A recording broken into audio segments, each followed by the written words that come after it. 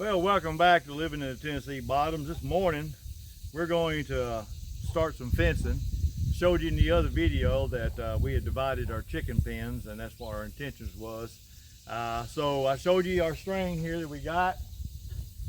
This is our old trusty string we have from our garden, and I tied it together to keep me a straight line point all the way down. So I'm hoping some of the people out there who's never done a lot of fencing, even if you just want to do a small area, it's always best to use your string. I got a friend who had a worker cut, they named him Eyeball because he could eyeball something from a long distance. And you do enough of this fencing and you can pretty well keep a fence straight just by getting behind it and doing this number here. But on the other side, it's always a little easier to just run your string. And what I've done this morning is I have already laid my poles out. I've got some here, and I'm going to show you here just in a second. I'm using another pole. I have a pole, these are 6-foot poles. And what it is, I'm taking this pole here. I'm going to show you. I've got one already laid right here, and I'm going to lay it down and do that. One of the first things you're going to need is a good pair of gloves. These here, that's one thing I request every year from the wife and kids, grandkids. They ask, you know, hey Pops, what do you need? These. I think I talked about them in another video. I go through them. I mean, you work on around a farm, just doing anything, you're going to have to. My hands is callous and tough, but they ain't.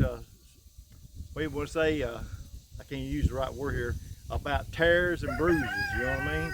This stuff will tear you, it will bruise you. But on that note, I'm going to go ahead and get this laid out some. Start driving some poles to show you. I'm hoping by the end of this video you'll get some hints that you'll be able to use. Always need a good jug of water, good pair of gloves, and a strong back, because this is not for the light at heart. So on that note, I'm gonna go ahead and lay out some poles here. My mic wasn't charged this morning, so I'm just gonna have to come back and forth, so just bear with me.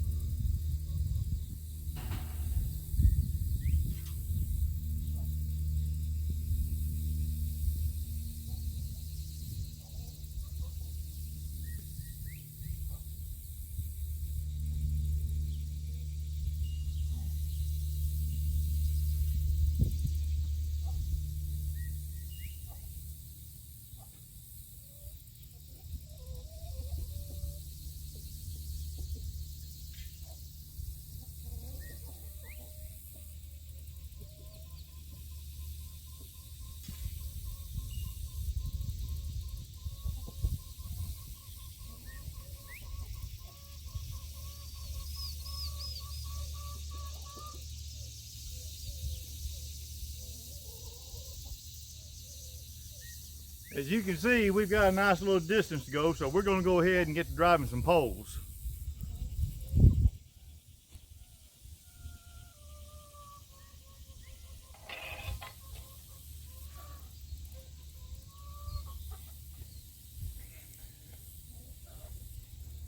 And for the ones who are not aware, this is called a pole driver right here, okay? It's hollow. Got lead up in the end here, or some type of metal. In the old days, that's what we poured in, was lead. 2 handles on the side, and pretty simple instructions here. put it over the top of the pole and go to hammering. This part right here is, start driving, the pole gets crooked, you can hook it around, you can twist that baby around. You get these at Tractor Supply. I'm pretty sure Lowe's carries them, but most any of your rural stores that carries farm equipment, feed, and even Lowe's is becoming more of a rural king today. They're starting to carry a little bit of everything. They cost about 40 bucks, maybe a little less than that. But let me tell you, it's worth the investment.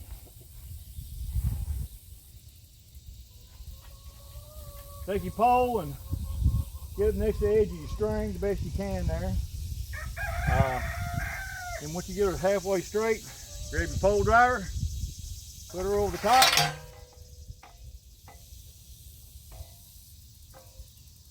Eyeball her there and get her straight.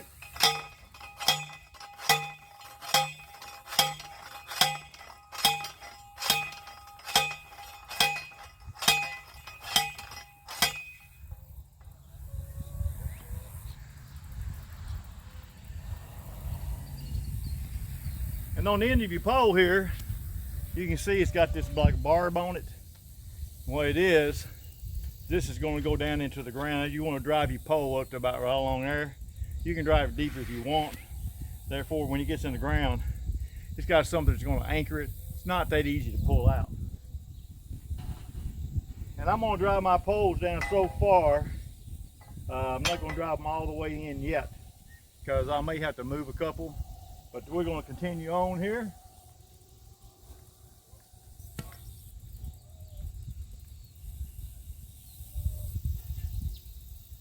Went down through there, just kind of giving me a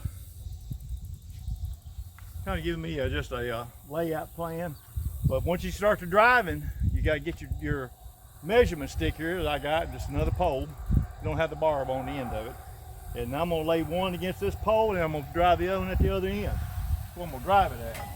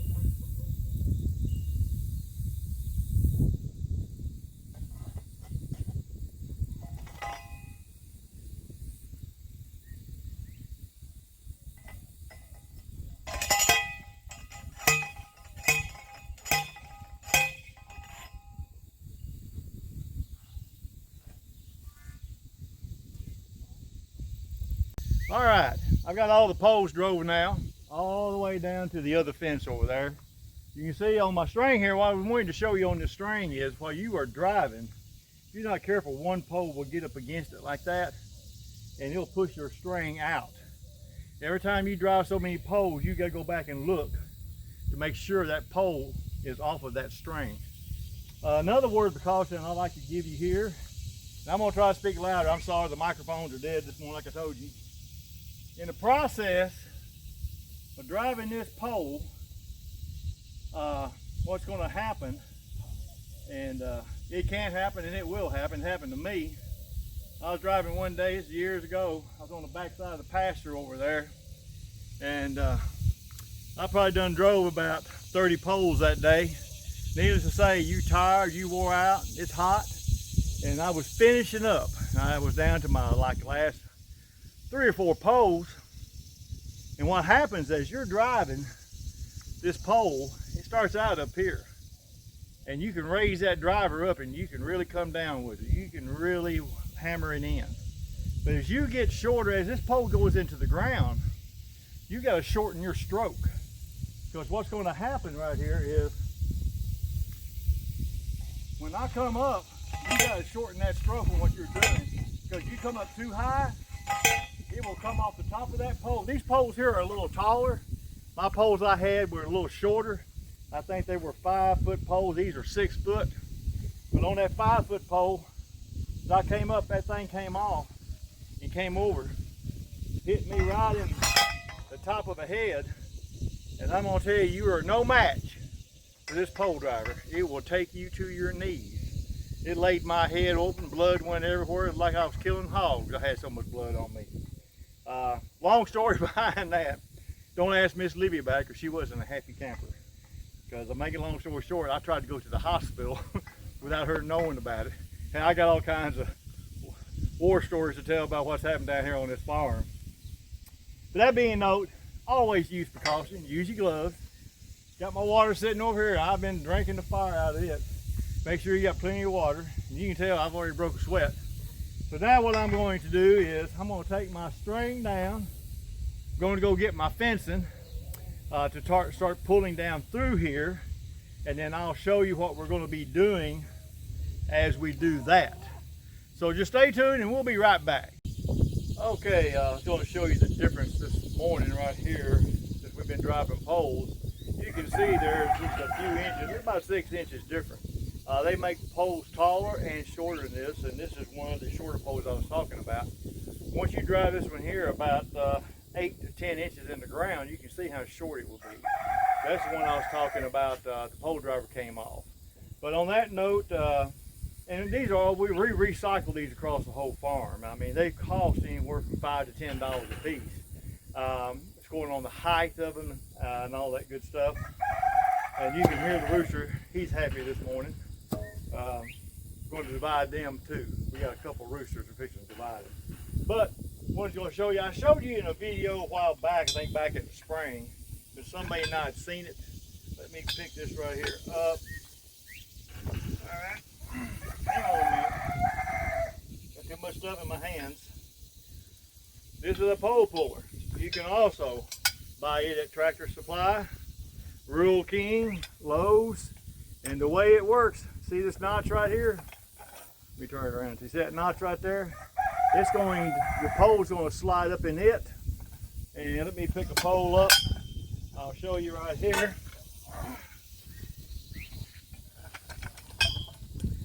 So you got notches right here on each pole all the way down. And then the part I just showed you is going to slide in between this. So when you going to slide right in between here. So when you pull down on the handle, it's going to pull up on this, pulling the pole out. Let me tell you, it will save your back, your arms, and give you another day to be able to work. Because you can pull a muscle in the back real quick. These poles, once they're drove in the ground and it gets dry, like right now it's a little damp. We had a little rain last night, but it's still pretty dry. They're tough. So I'm going to show you here. Take the pole, kick the stand up toward the bottom of it. I'm going to get on this side here. I'm going to get on that notch right there. And it's going to pull down. And when you let loose of it, it's going to drop down to the next tooth. You pull down again. And you drop down to the next tooth. And it'll pull all the way up. And there is your pole. Other than that, you would have to wiggle this thing, waddle this thing, whatever terminology you would like to use. But it can be a beast, and you can pull a lot more poles with this right here. I believe that this costs a little bit more than the pole driver. It also has a hook you can put a chain on to wrap around bigger things to pull. I think this is around $50. Like I said in a previous video, we got our son one who's just now starting his homesteading out, doing a fine job too. Got hogs and goats, and I don't know. He's got a little bit of everything. But him and his wife are doing a superb job, and I'm really proud of them. You know, so being on that note, what we're going to do, we already took this fence down. I'm going to move it on out here, So what we're going to do this morning is I'm going to go ahead and get my fencing. I'm not for sure if I'm going to put it on this video. I may have to do a part 2 on this video, but I will give you a heads up if I'm going to before we end out the day. But so just stay with us. We'll be right back. Okay, well, we got our fencing laid out down through here. Got the poles all set. Picked the string up like I said I was going to do. It's getting kind of late in the afternoon. I don't have time to show you about stretching the fence. We'll do that tomorrow, the next day one. We'll be on our next video. But we appreciate you tuning in today. Do us a favor. Hit that like button and hit that subscribe button. We appreciate all your support. If you got any questions that I can help you with, or if you got any input you can help me with, just leave it in the comments. So until the next time, y'all have a blessed day.